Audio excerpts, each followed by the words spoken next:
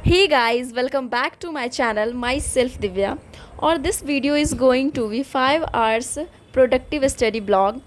तो guys, it's 3 o'clock of noon और अभी मैं अपना टू डू लिस्ट रेडी कर रही हूँ.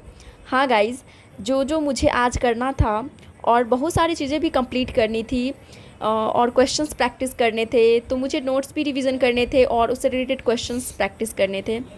तो गाइज़ आज बहुत सारा काम था, सच बता रही हूँ. तो गाइज़ इस वीडियो की सबसे स्पेशल बात क्या है कि पता है आप लोगों को कि आप लोग ने इतना मुझे सपोर्ट किया है कि मैं यहाँ तक पहुँची हूँ. फिर भी मैं चाहती हूँ कि आप लोगों को आगे भी ऐसे सपोर्ट करते रहें ताकि मैं आप लोगों को और भी सब ऐसी मोटिवेशनल और स्टडी से रिलेटेड ब्लॉग्स डालूँ. सो गाइस सबसे पहले मैंने परसेंटेज के बहुत क्वेश्चंस बनाए और उसका नोट्स भी कंप्लीट किया और फिर उसके कुछ फ्रैक्शंस वैल्यू भी याद करने पड़ते हैं, तो मैंने याद किया और मैंने क्वेश्चंस को फास्ट करने के लिए प्रैक्टिस किया. जैसा कि आप लोगों को पता ही है कि कंपटीशन बेस्ड एग्ज़ाम्स में टाइम लिमिटेशन जो होता है वो होता है, जिसमें हमें कैलकुलेशन फास्ट करना पड़ता है, जिससे हमारा पूरा एग्ज़ाम्स जो है उनके हिसाब से चलता है एंड उसमें हम टाइम को कैसे कंज्यूम करें. तो गाइस इसलिए मैं बहुत सारे क्वेश्चंस को प्रैक्टिस कर रही हूँ जिससे मेरा कैलकुलेशन फास्ट हो, स्पीड बढ़े. तो इसलिए तो गाइज़ लेकिन इसमें क्या होता है ना कि फ्रैक्शंस वैल्यू याद करने पड़ते हैं, क्योंकि ये बहुत ज़्यादा ज़रूरी होता है, नीड होता है एग्ज़ाम के लिए, उस खासकर ये परसेंटेज में, क्योंकि इससे क्या होता है कि कैलकुलेशन फास्ट होता है और स्पीड भी बढ़ती है, जिससे हमारा मतलब कॉम्पिटिटिव एग्ज़ाम्स जो है क्लियर हो सके. मैथ्स में क्या होता है ना कि स्पीड बढ़ाना बहुत ही ज़रूरी होता है. और आप लोग जो भी तैयारी कर रहे हैं ऐसे कंपटीशन का, तो आप लोगों को ये करना चाहिए कि टाइम कंज्यूम, क्योंकि बहुत ही हेल्प होता है इससे. और मैं हर एक चैप्टर के PYQ क्वेश्चन बनाती हूँ जिससे मेरा कॉन्सेप्ट क्लियर हो एकदम से. जो प्रीवियस ईयर क्वेश्चंस पूछे गए होते हैं वो एग्ज़ाम्स में सेम टू सेम क्वेश्चंस तो नहीं आते, लेकिन कुछ कुछ ऐसा होता है कि घुमा के मैच करके आ जाता है क्वेश्चंस. तो परसेंटेज बनाने के बाद मैं इंग्लिश के नोट्स और क्वेश्चंस करने वाली हूँ.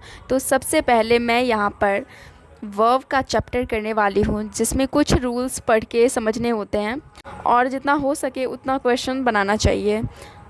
तो वर्ब में क्या होता है ना कि हेल्पिंग वर्ब क्या है, मॉडल वर्ब क्या है, ऑक्सिलरी वर्ब क्या है, ये सब याद करने पड़ते हैं. और ज़्यादा से ज़्यादा क्वेश्चन प्रैक्टिस करने पड़ते हैं. एग्जाम्पल्स को समझना पड़ता है कि किस टाइप से क्वेश्चंस को हम इम्प्रूव करें, कहीं पे बनाए एग्ज़ाम्स में. और क्वेश्चंस एक्चुअली आप लोग को पता ही होगा कि टाइम का कितना रहता है. फिर हम यही कहते हैं कि आप क्वेश्चंस प्रैक्टिस करिए, क्योंकि प्रैक्टिस बहुत ही ज़रूरी होता है. और आप इसमें बेस्ट खुद का स्ट्रक्चर बनाइए. और हाँ, सारे वर्ब के फॉर्म भी याद रहने चाहिए, जिससे स्ट्रक्चर इजीली याद हो जाता है. और अब मेरा वर्ब कंप्लीट हो गया है, तो मेरा परसेंटेज भी कंप्लीट हो गया है. तो गाइज़ मैंने यहाँ पे रूल्स ऑफ डिटर्मिनेंट्स लिया है. मैं उस रूल्स को 120 रूल्स सब तो जानते होंगे, निमिषा बंसल मैम जो पढ़ाती हैं. तो वो 120 रूल्स ग्रामर का जो बुक होता है वो मैंने नहीं ख़रीदे थे, परचेज़ किए थे. तो मैंने अपने नोट्स फ़ोन से कुछ नोट्स बना लिए थे. तो 75 रूल्स मैंने कवर कर लिए थे और बाद में करने होते थे.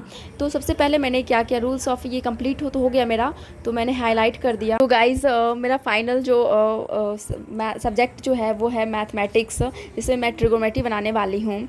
तो सबसे पहले मैंने फार्मूला याद कर लिए, उसके बाद मैंने एग्जाम्पल्स बनाना स्टार्ट किए, फिर मैंने क्वेश्चंस को प्रैक्टिस किया, फिर उसके बाद 2-3 बार मैंने रिवीजन प्रैक्टिस किया, जिससे मेरा पूरा अच्छे से कंप्लीट हो सके. Guys finally 5 hours productive study successful रहा. आई होप गाइज़ कि आप लोगों को ये वीडियो अच्छी लगी हो, तो लाइक शेयर एंड सब्सक्राइब करिएगा. Bye bye.